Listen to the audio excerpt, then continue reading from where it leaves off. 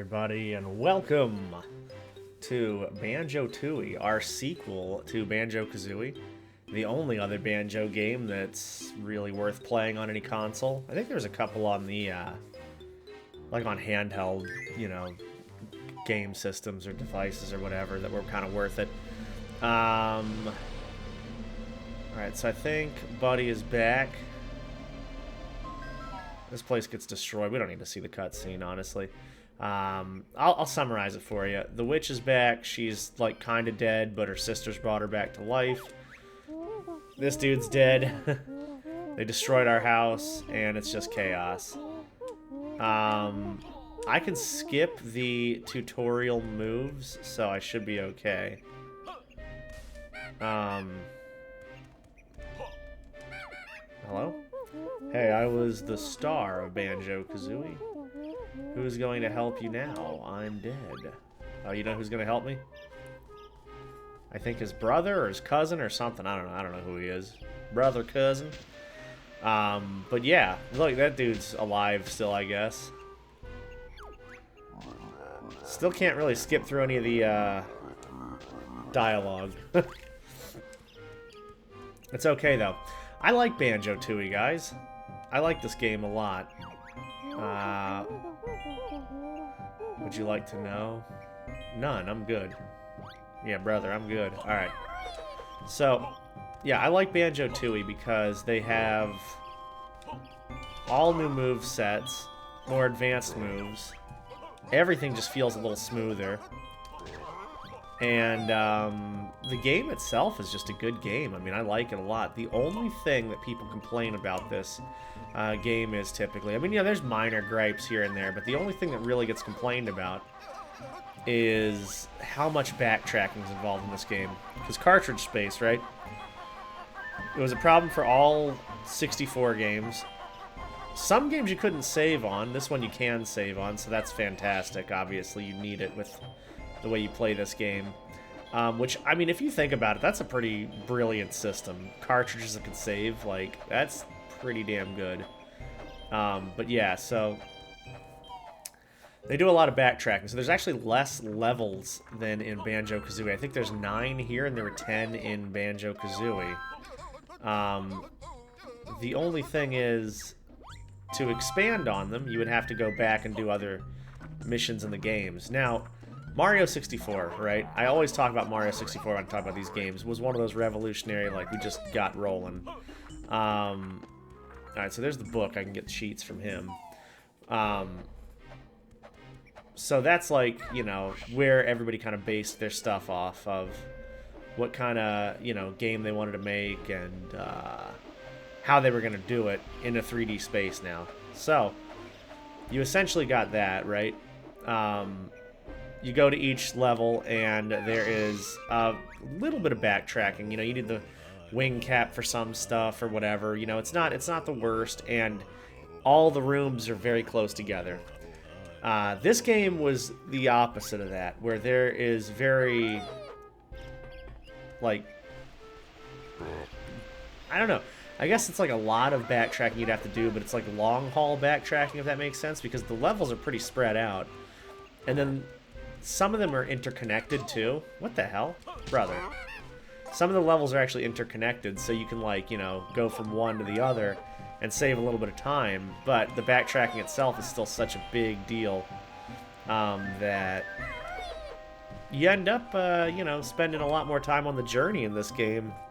Mario 64, like I say, you just go into each level. You jump out of the picture, you jump back in the picture, you know.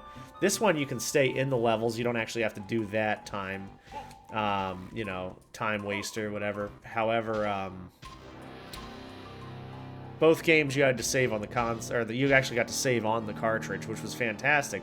But that means you put less onto your cartridge, you know what I mean? So you give up, you know, that's the thing with the 64 era. You kind of give up one thing to gain another thing, and it's like, which one do you really want? Until they, you know, developed that, like, you know, I had like a Game Shark and all that stuff, and it never really worked for me. I don't know if I was just doing it wrong or what, but it never worked. I guess we're gonna fight this guy. I don't know a ton about this game. I played it, but I don't know it like Banjo-Kazooie. I know we 100%ed Banjo-Kazooie. I don't know if we're 100% in this one or not. But we'll try. We'll mess around and see what happens. Alright, he's got a little force field thing. Alright, let's go. Yeah, I don't know. Like I say, a lot of games got around it. Like, some games used, what is it called? Like, the battle tanks we just recently did, there's like a code system on there. So, literally, it just generates a code that tells the game, hey, this is all the stuff he had when he logged out. So if you don't have a way of saving, you know, you essentially can just pick up exactly where you left off, which is freaking brilliant, you know? Alright. Cool. So, you get a little boss fight right at the beginning of this game. Something about this one, since there is a lot of backtracking, and the levels look really good, but there are some confusing bits of a lot of the levels. I get kind of lost, kind of confused at where I'm going and what I'm doing in these games. So we'll be on this journey together for sure. This is kind of like Mario 3, you know what I mean? Like, Mario 1, Banjo-Kazooie 1, you know, I know those games. I play those games. I feel good on it. But, man, you put me in Banjo-Tooie or Mario 3, it's like an all-new thing. Probably not as frustrating as Mario 3 was for me. My God. Alright, let's get out of here and see what's up. So this is Jinjo Village. What I love about this game is they took a lot of the classic Banjo-Kazooie stuff and just added things that we wanted. This, for instance, is like the cauldrons, but better. It's a network of tunnels. In each level, levels are big, so they have warp pads and stuff in them too. A lot more Jinjos to collect, and it's a different way of collecting them. So, you know, each color house has a different amount of Jinjos that you gotta find. And you get puzzle pieces based on, you know, reuniting the whole family. So it's like, it's just a really interesting, cool way they you know, did this. We're gonna get some more cutscene stuff in this cheese house or whatever the hell this is. There's like a big old Jinjo guy in here. Look at him. Look at this big old guy with his weird little pet thing. I have no idea what that's supposed to be. Or represent. That's like Gary the Snail before Gary the Snail was a thing. Alright. Yeah, so, you know, it's just a little subplot fallout from the, you know, the witch coming back. There's a couple of different storylines going on in here. You know, Bottles is all rocked because he's dead and his family's sad about that. And this guy is trying to get his villagers back, and we're trying to get, you know, the witch and all that. It's a lot of stuff going on.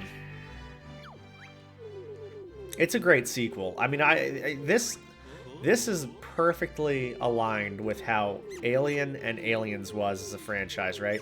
So Alien was like Banjo-Kazooie, pretty straightforward, but kind of thrilling, you know, interesting new concept, you know. I think Banjo-Kazooie was obviously lighthearted, but, you know, it's like, okay, we got the story, we got to save somebody. It's new, it's out there, whatever. And then Aliens is just like all this stuff thrown at you at once, tons of action, crazy stuff coming at every corner. And that's what this is. I mean, it's just a lot more packed into a game that was very straightforward and now is not. I love it, though, because, I mean, they took everything you knew about Banjo-Kazooie and just upped it, you know?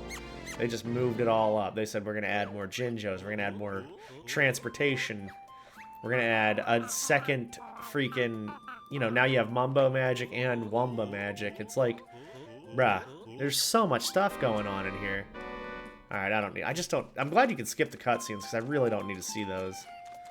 But what happened was, in that cutscene, they destroyed this house, and the Jinjo King is like a zombie or something now. The only reason I'm skipping cutscenes is because, like, I feel like if you wanted to walk through and you wanted to see this game, just play the game. You know what I mean? Like, because this is not going to be a walkthrough. This is, again, disclaimer for every video. This is not me, like, this is us just hanging out together for the most part. while reminiscing about a great game. I'm going to do my best on it. But like I say, this one I've never even come close to finishing. Why do you have monsters in your house? That actually is kind of confusing to me. Yeah, I can summarize the cutscenes. I know most of them. If we get to a new cutscene that I haven't been to, we might watch it. But even then, it's like, bruh, I don't need to. I'm good. Alright, so his name is Specky. Kickball tournament.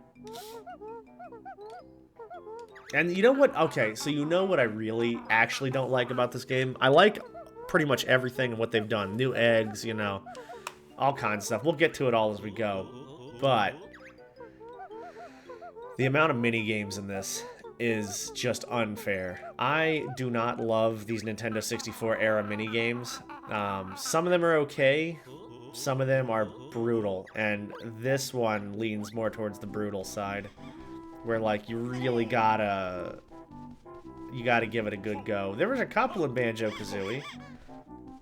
There were definitely a couple in Banjo-Kazooie. I will say the view totals thing is very good here. The view totals, you know, where it tells you what you got in each level, it's super nice. Nice Donkey Kong, by the way. How crazy is this? I always talk about it when I play a Rare game. This, like... So Rare was making hits forever, right? But the scale of them during the 64 era just exploded, you know what I mean? I don't know what I just got. What did I just do? I have no idea what just happened. But either way, we're going out here. I mean, you know, you had Banjo-Kazooie, obviously. You had Diddy Kong, Diddy Kong's Racing, Donkey Kong 64. Which I'm surprised how divided Donkey Kong 64 is. I thought it was always regarded as like one of those gold standard games, you know? And speaking of gold, can't forget about GoldenEye, one of my favorite games of all time. But, you know, just the diverse hits that they made. You guys, if you have a chance, you should watch the, like, you know, YouTube documentary or whatever it was on Rareware and Stamper Brothers and all them making games and how they just kind of progressed to this point they're at right now. It's really freaking interesting. You know, it was cool because when they grew and had a big development team, they split each team off into, like, different factions, and so they each worked on different games.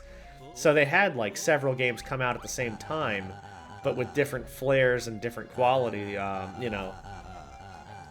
Well, no, I guess not different quality. The quality control was always the same, you know, so they would, like, make sure everything was all good and have that same level of Rare quality, but they had different, like, teams working on. So that's why you got a Banjo-Kazooie and a GoldenEye around the same time, you know. I heard they were, like, kind of competitive, too. This is Grant Kirkhope. Master musician and voice actor. What do I do? Just go up here? Yeah. See, because even this is different. This has added a little bit more, you know, like, it's easy right now, obviously. But the way the puzzle moves, that makes it a little more challenging. And then also the fact that, like, you know, they're timed. And the pieces become more complicated as we go on, you know? Okay. See, like, I'm just throwing things in and hoping they fit. But you can't really do that towards the end. When you get to, like, level 8, dude, you gotta be dead accurate with these. Alright, so... I don't know if I can, like, skip this nonsense or not, but I don't think I can. I always liked how shiny the floor was and how reflective it was. Dude, my controller is rumbling right now. God damn.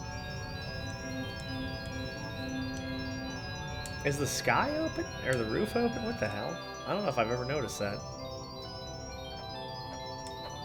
Alright, come on. See, and even in the overworld, there's just stuff everywhere. Like, there's that little ledge off to the right. You know, you just gotta pay attention to everything going on here. Come on. Let me get the hell out of here. I don't have enough... Yeah, I got one, dude. Let me get the hell out of here. His voice, dude. His freaking voice. Rah, rah, rah, rah, rah. Okay. Well, whatever. Alright, we'll go into this temple and just kind of chill for a bit. Look around. Yeah, see, here's the warp pads I was talking about. I guess this is kind of just like a setting the stage. You know.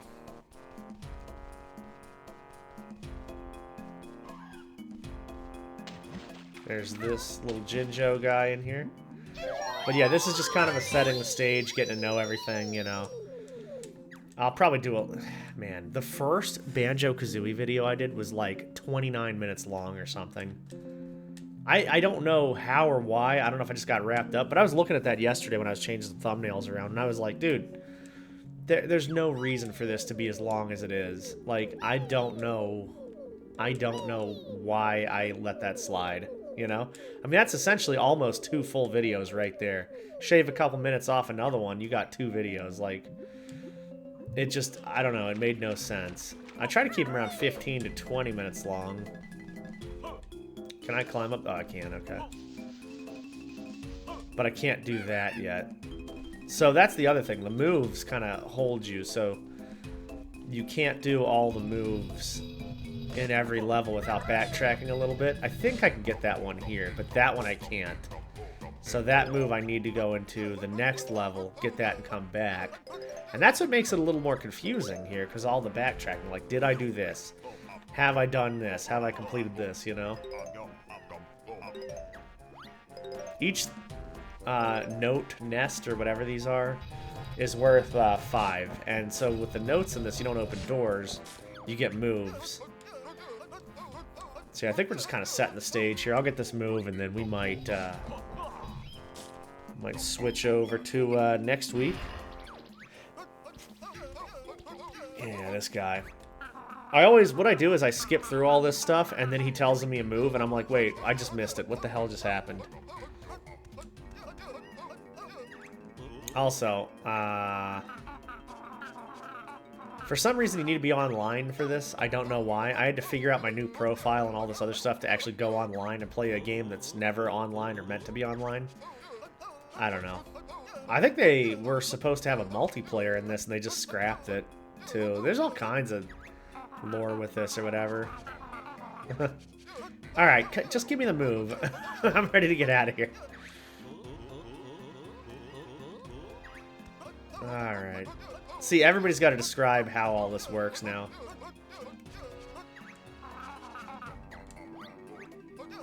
So you've got enough notes. Yeah, let's go. What you got for me? Egg aim. This is actually very helpful. Hit the target, then you might first-person view by pressing Y. Okay, thank you. Alright. There you go. I love the way an Xbox controller, the trigger feels on an Xbox controller. Like, it is really, really nice, you know? Like, it feels like you actually are firing with a trigger. You know, PlayStation 2, 3, all of those controllers just had a big block that you just kind of flopped around, and it did not feel right to me, you know? Alright, here you go. Let's, God damn. Everything needs to be explained in this game. It's crazy. Yeah, we'll get safe here. Hello? Alright, there we go. Up here, I can't be shot at, and when I come back to this, I won't forget what's going on. We're almost done collecting notes on this one already, it looks like. But yeah, guys, thank you for hanging out. Thank you for being here, as always. We're going to start our new Banjo-Tooie adventure. The other game was long. I have a feeling this one's going to be longer. But I love playing this, and I love hanging out with you, and I cannot wait to get into it, y'all. I will see y'all next time. Have a damn good one, y'all.